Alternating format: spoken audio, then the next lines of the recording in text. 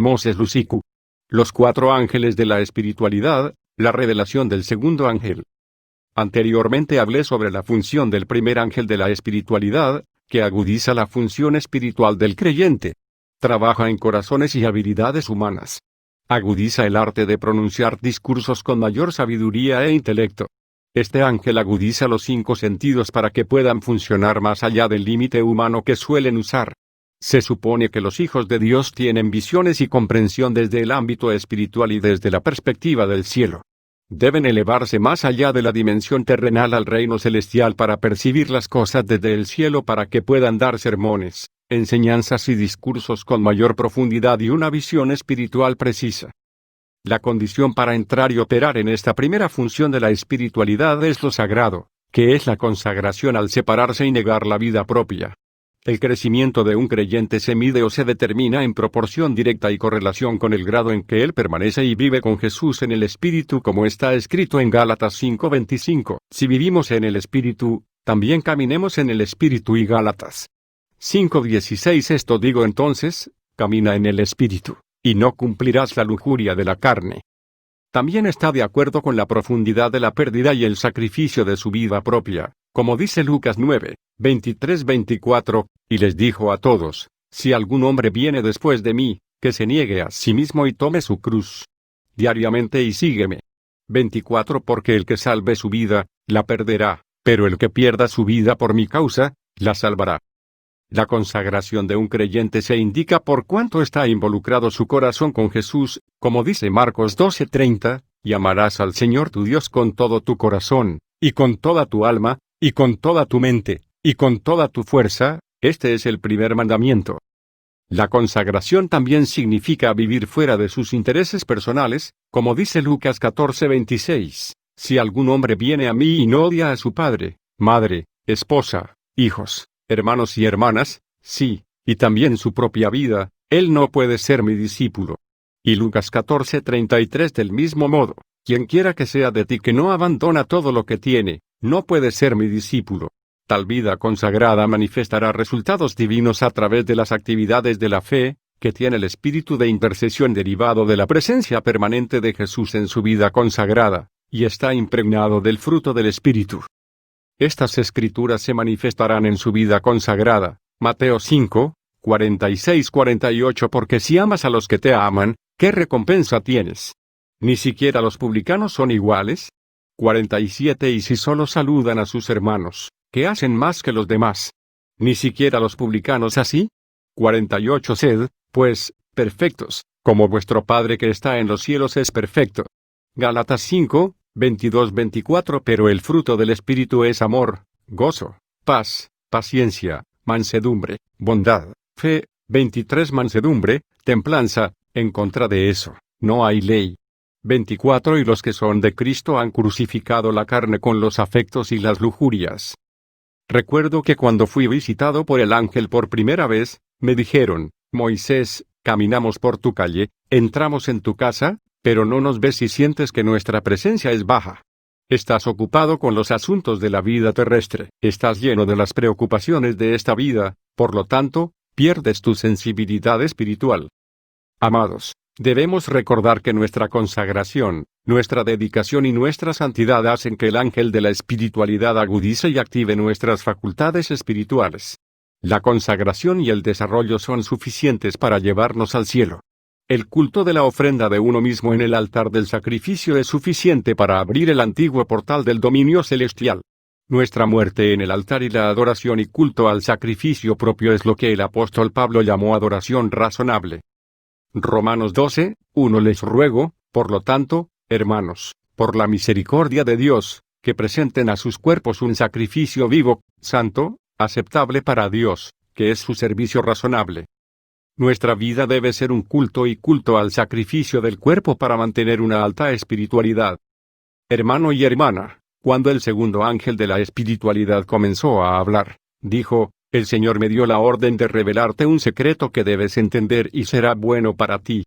Amado, el ángel del Señor me preguntó: Moisés, ¿sabes por qué los humanos son superiores a los ángeles? Cuando el ángel habló de esa manera, Esta fue una nueva información para mí para aprender que de alguna manera los humanos somos superiores a los ángeles que admiramos. Entonces el ángel comenzó a explicarme por qué los hombres son superiores a los ángeles. Esto fue muy interesante. El ángel del Señor dijo, obviamente, ustedes los humanos piensan que los ángeles somos superiores a ustedes, porque volamos y nos movemos a gran velocidad como motores voladores. Pero ese no es el caso. Como los ángeles son seres espirituales creados sin cuerpos físicos, no tenemos el principio de ofrecer el cuerpo. Los ángeles son espíritus sin el cuerpo, por lo que no podemos rendirle a Dios el culto de sacrificar el cuerpo. Cuando el Señor dijo, hagamos al hombre a nuestra imagen, a nuestra semejanza, el Señor hizo a los humanos a su imagen, que es la divinidad. Por lo tanto, el hombre es la humanidad mezclada con la divinidad, que nosotros los ángeles no tenemos, y esto es lo que nos falta. Las facultades de sus espíritus se activan cuando consagra y separa sus cuerpos. Note que en la creación de los ángeles, las facultades de nuestros espíritus se activaron automáticamente.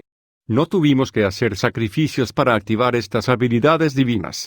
A diferencia de los hijos de Dios que consagran sus cuerpos para iniciar estas facultades, nunca hemos hecho ningún sacrificio del cuerpo como se requiere para los humanos, ya que nuestro secreto es simplemente la santidad, pero los humanos tienen doble influencia y doble impacto. La primera es la carne, que es la ofrenda de consagración y el culto de la ofrenda del cuerpo.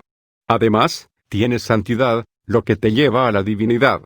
Aquí es donde está la diferencia entre los ángeles y los humanos. Su cuerpo es para sacrificio y ofrenda y su santidad es para la divinidad. El ángel me dijo, quiero mostrarte la evidencia de mi reclamo. En la ley, que es la Biblia, el Dios Todopoderoso tomó carne y sangre para hacerse carne y rendir culto al sacrificio del cuerpo. Se ofreció en el altar de la cruz.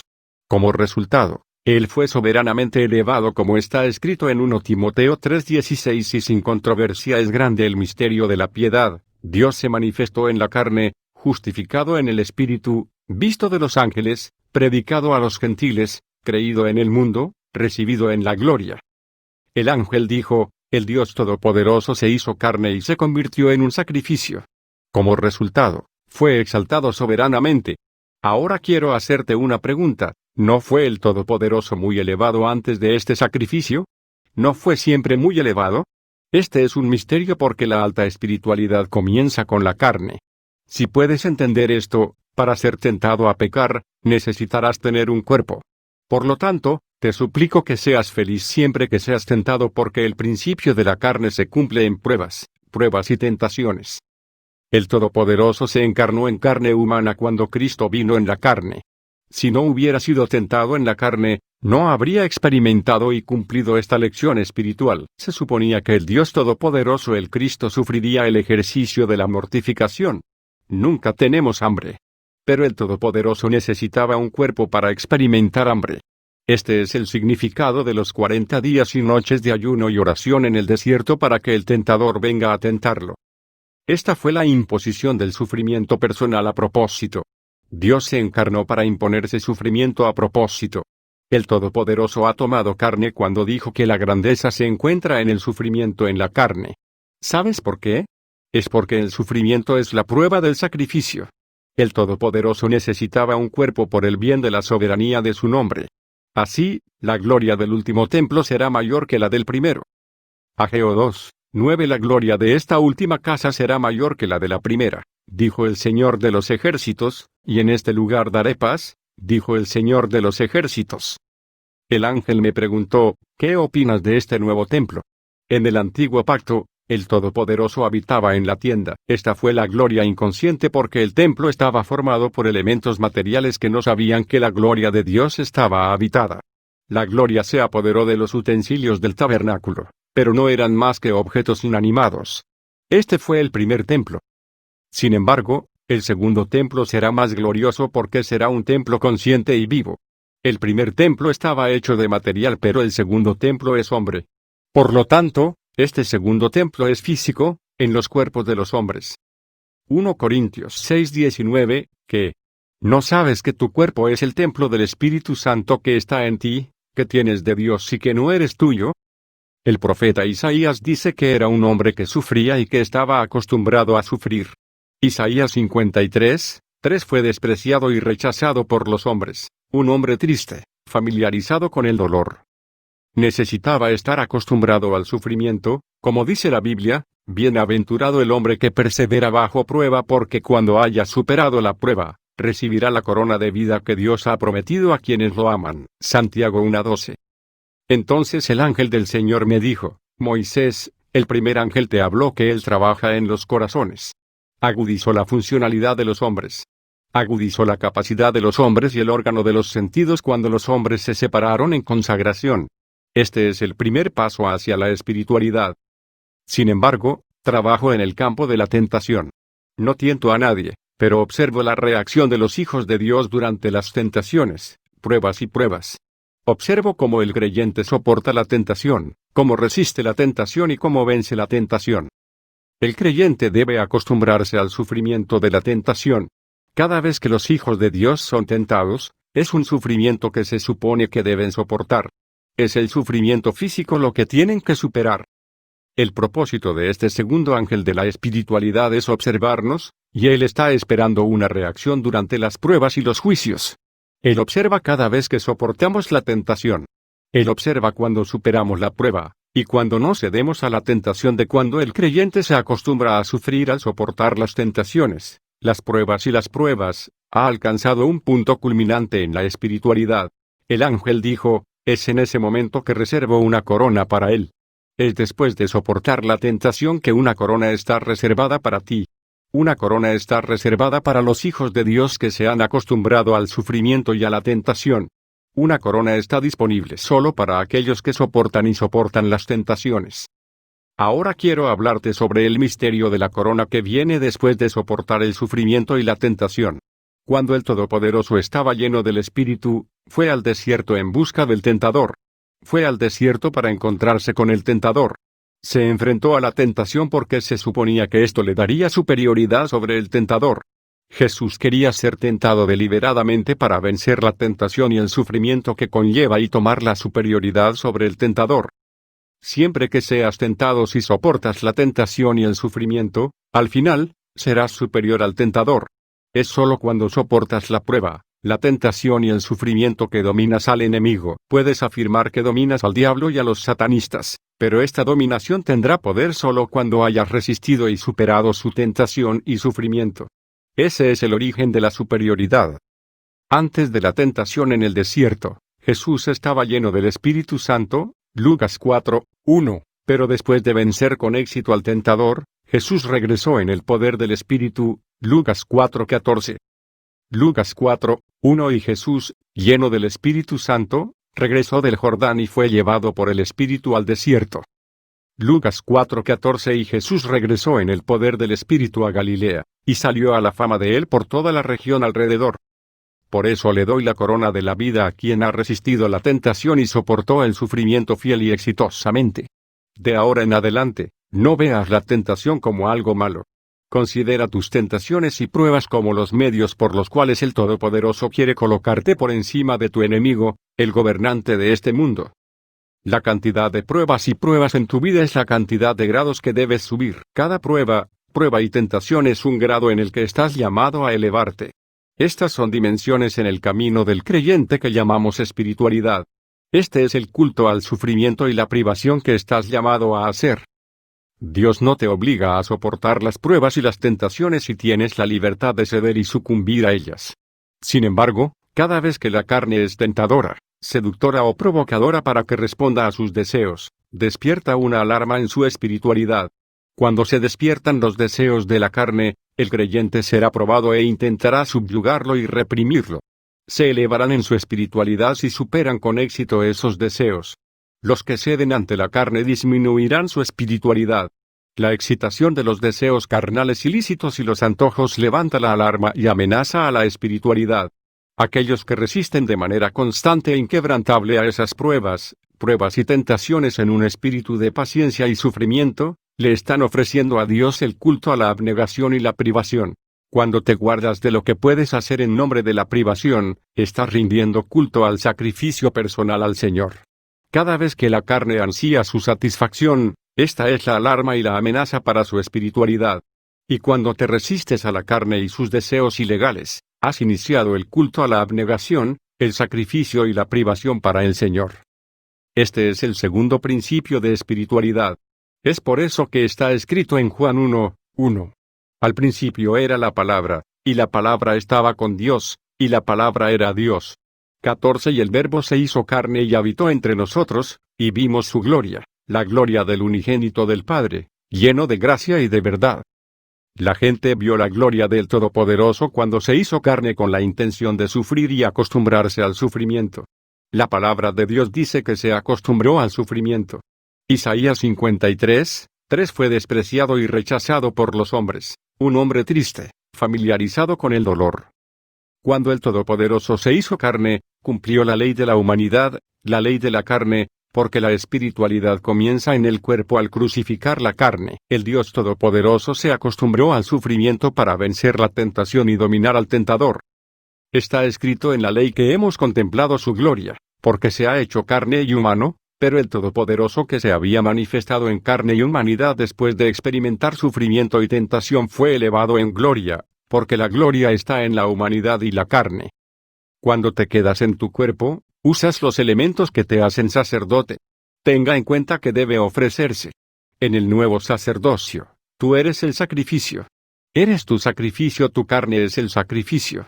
Cuando te ofreces a Dios como una ofrenda, esta ofrenda permite que la gloria de Dios venga sobre ti y te use.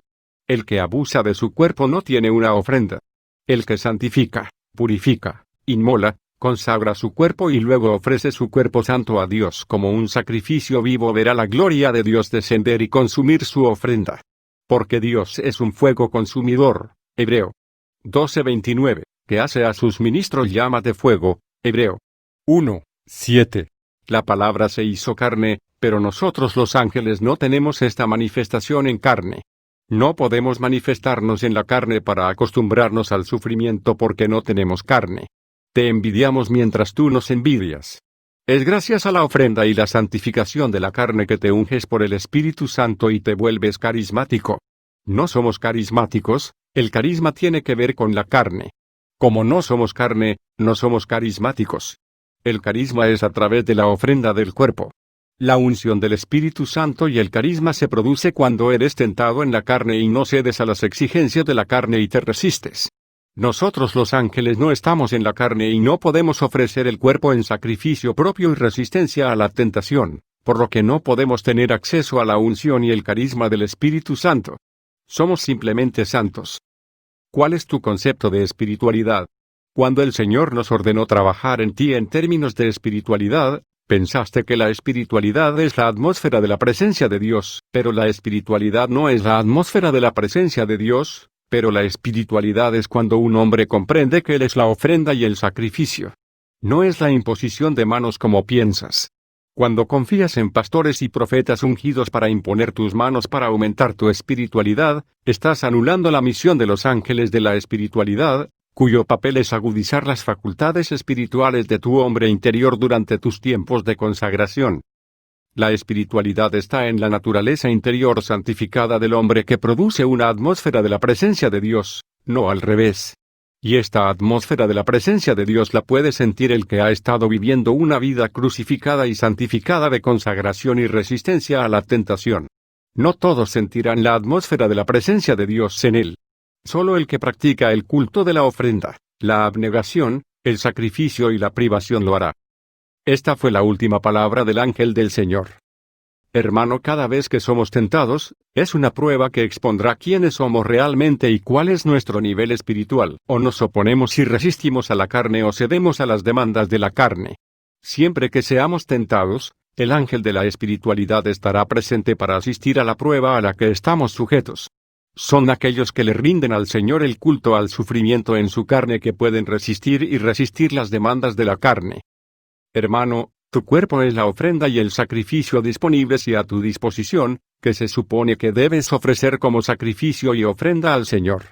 Como necesitas que tu ofrenda y sacrificio sean santos, necesitarás un culto diario de abnegación y sufrimiento. Cuando contamina el cuerpo, se convierte en una ofrenda impura y un sacrificio impuro. Sin embargo, el cuerpo es el único sacrificio que puede exaltarte en alta espiritualidad. El Señor tomó carne y sangre para imponer el sufrimiento en su cuerpo. Luego se acostumbró al sufrimiento a través de diversas tentaciones a las que fue sometido.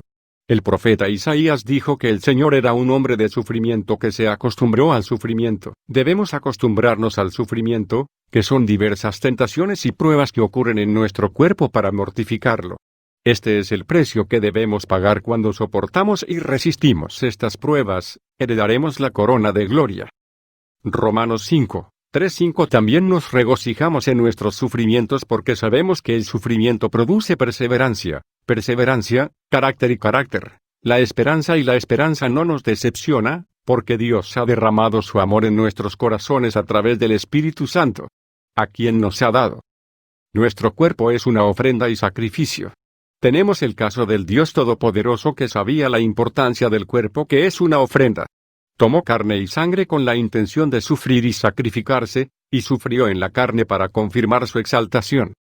Y siendo encontrado en apariencia como hombre, se humilló a sí mismo y se hizo obediente a la muerte, incluso a la muerte en la cruz. Por lo tanto, Dios lo exaltó al lugar más alto y le dio el nombre sobre todos los nombres, que en el nombre de Jesús, toda rodilla debería doblarse, en el cielo y en la tierra y debajo de la tierra. Filipenses 2, 6-11. La tentación es algo bueno. Es una prueba que nos catapulta en la glorificación. El Señor ha mostrado un ejemplo al morir en la cruz para demostrar que merece su corona después de participar de la carne y el sufrimiento. Somos un reino de sacerdotes y nuestra ofrenda central y el holocausto es nuestro cuerpo y nuestra ofrenda diaria es el culto de la ofrenda del cuerpo. El apóstol Pablo dijo, esta es tu verdadera y apropiada adoración. Por lo tanto, les insto, hermanos y hermanas, en vista de la misericordia de Dios, a ofrecer sus cuerpos como sacrificio vivo, santo y agradable a Dios. Romanos 12, 1.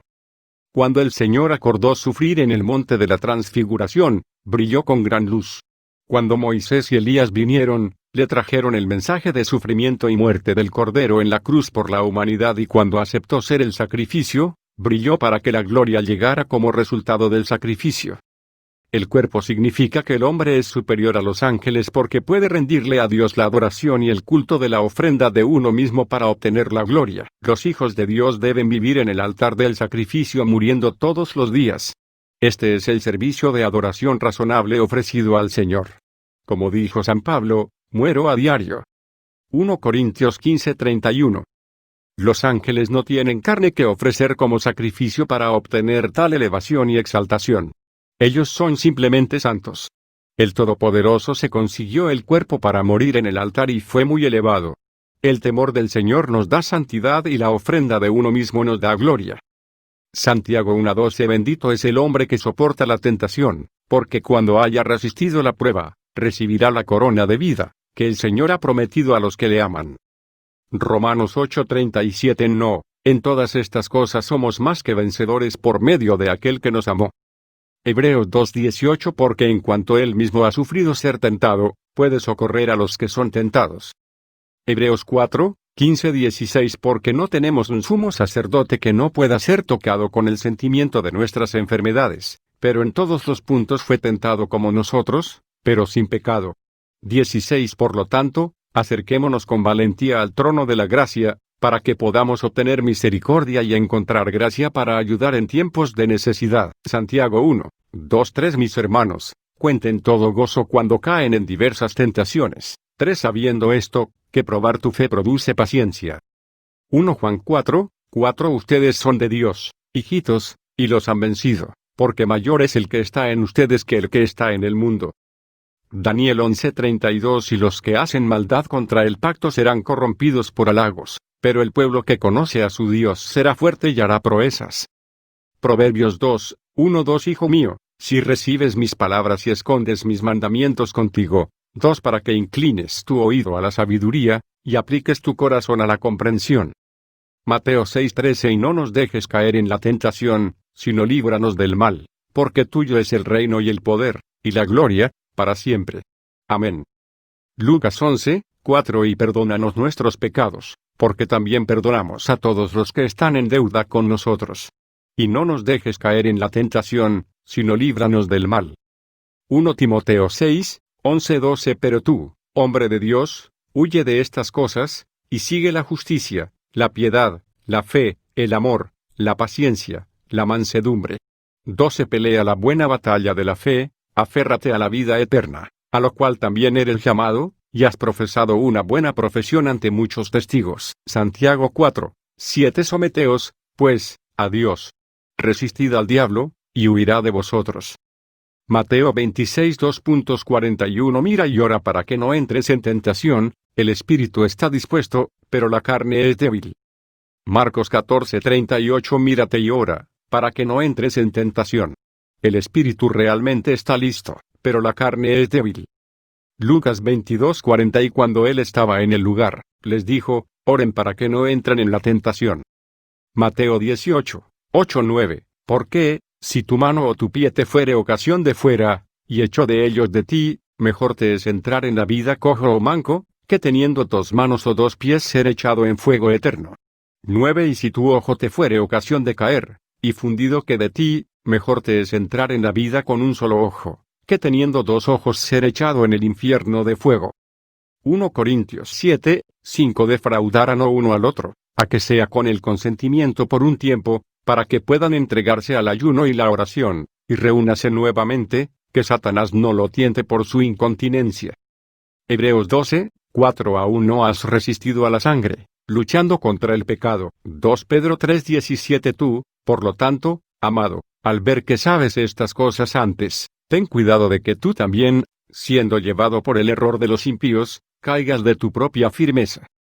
Gálatas 6:1 Hermanos, si un hombre es alcanzado por una falla, ustedes que son espirituales, restauren a ese hombre en el espíritu de mansedumbre, considerándote a ti mismo, no sea que también seas tentado.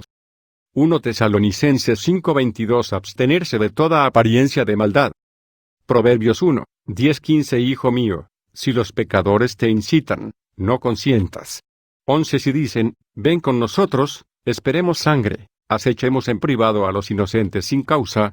12 Trajémonos vivos como la tumba, y todo, como los que descienden al pozo. 13 Encontraremos toda sustancia preciosa, llenaremos nuestras casas de botín. 14 Echa tu suerte entre nosotros, tengamos todos un bolso. 15 Hijo mío, no te andes en el camino con ellos, abstén tu pie de su camino.